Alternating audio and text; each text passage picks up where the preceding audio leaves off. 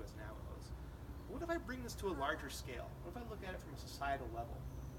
When I look at inequality, economic inequality, like I mentioned before, that large disparity, what happens because of that?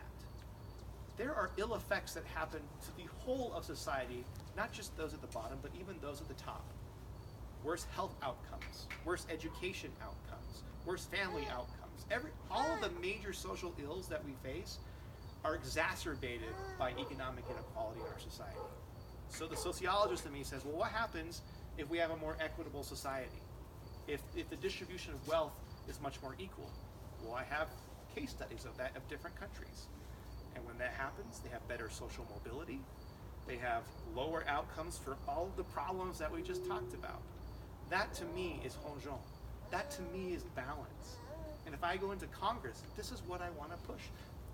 Using that perspective to say, is government taking on its responsibility to magnify democracy, but also are they protecting and empowering the people of that democracy?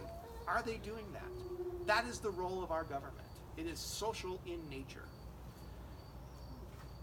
Another thing I'm really passionate about are civil rights.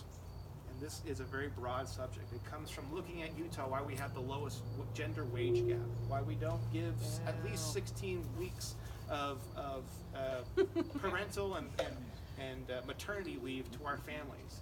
It's the reason why we have such racial gerrymandering in San Juan County. It's why we have 40% of Navajos living on the reservation without running water or electricity. Yep. It's the reason why we can't have an equitable society, why we can't have wages that meet the poverty line. There's so many things that are civil rights issues that we continue to gloss over because they're hard. Well, here's the thing about it, is that when you have a gash in your leg and you're bleeding profusely, the thing that you should do is look at that intensely and find out, how do I fix the artery that's bleeding me out? Are there any shards or foreign objects?